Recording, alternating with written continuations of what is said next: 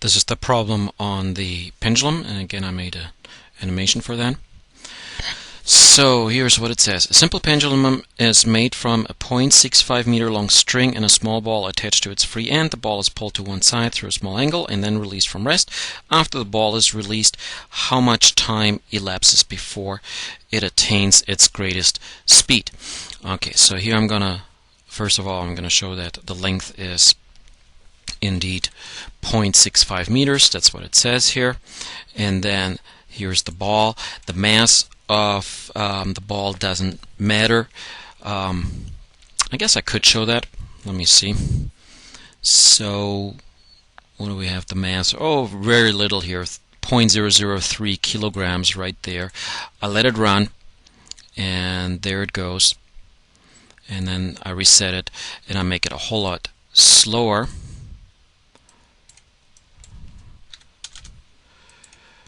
Okay, and I'm going to try to stop it right there.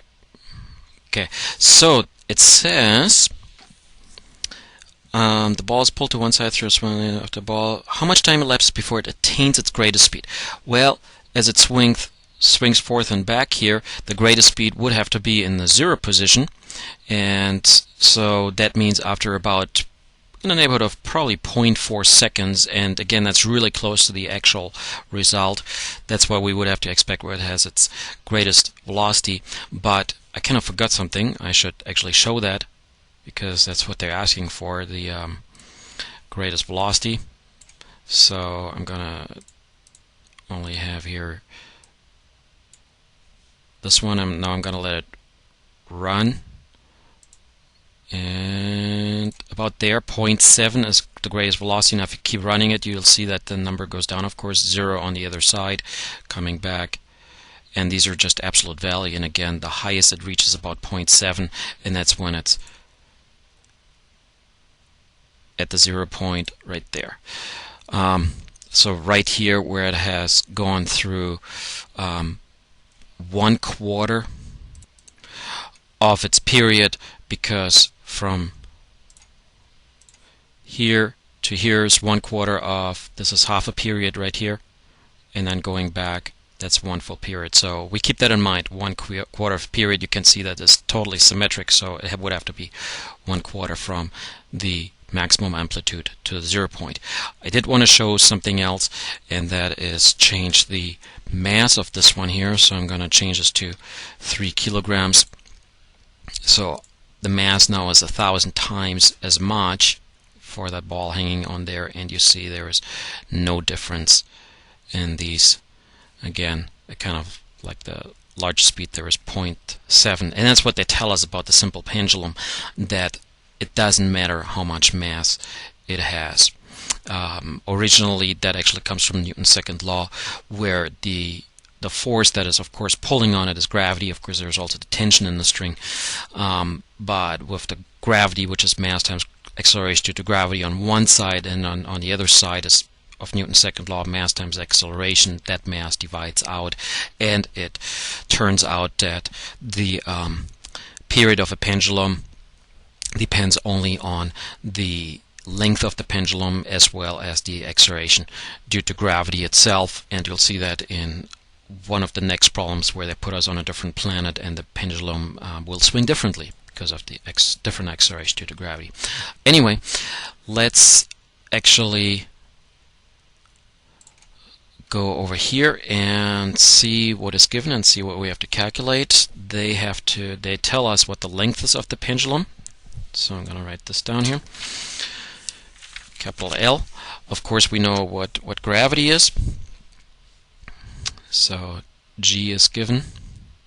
Usually I wouldn't write this down, but in these here, in some of these problems, they will actually change that on us.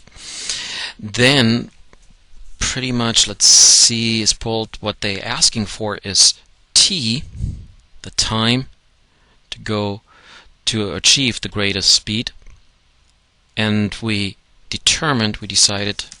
decided that that is 1/4 of the period given as capital T. So in order to figure this time out, we have to figure this one out first.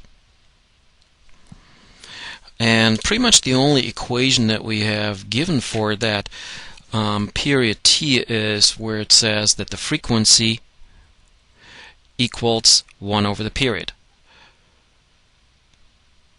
So if you have a period of 2 seconds, then you have a frequency of 0.5 hertz. If you have a period of 0.1 seconds, you have a frequency of 10 hertz. So the reciprocal.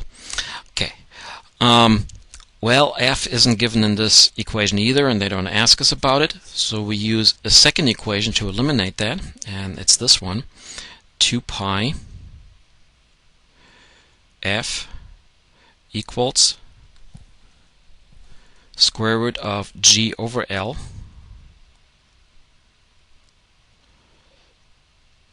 There we go. And now everything is there that we need. Eliminating f here from these two equations means g is given, L is given, and our only unknown is the capital T, the period.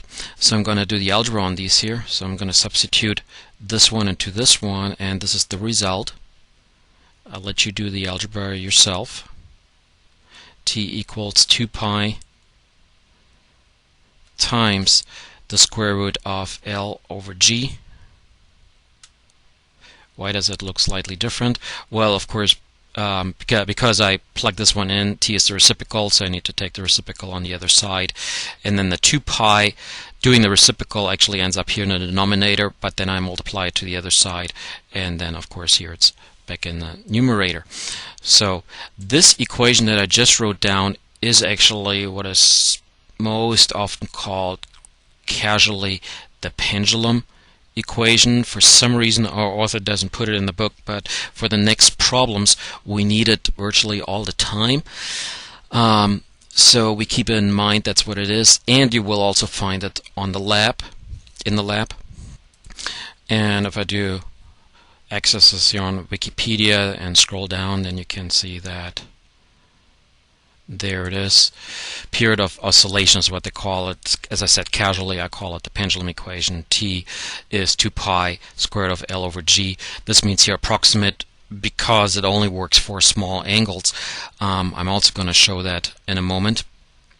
Notice that for larger angles that the actual pendulum equation, or let's see, what did they call this, period of oscillation equation, is actually a whole lot more complicated if you take the amplitude into account. But if the amplitude is small enough, kind of in the neighborhood of like 10, maximum 20 degrees, then all these terms here are virtually zero, and you end up just with the front one here, T equals 2 pi times the square root of L over G. Okay, as far, and since I am on Wikipedia, I might as well point something else out. This actually, you do have one on in the lab, and in one of the labs on forces, where you're supposed to figure out what the acceleration is, and notice the acceleration points in interesting directions.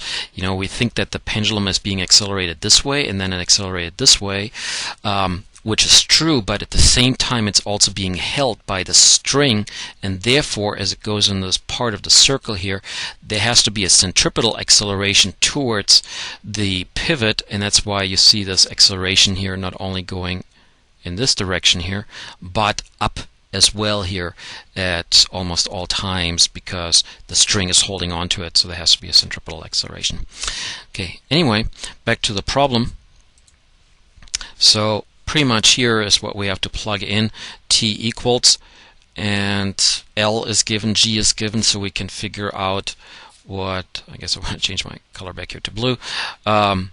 We can figure out what T is, and then, as I said earlier, T in seconds, the period in seconds. Then we can figure out that T, the time to achieve greatest velocity, would be at 0, and that is by symmetry 1/4 of the total period. Again, that's because it goes forth and back, and we're only interested to that first part, which is 1/4. And my animation showed that it's approximately 0.4 seconds.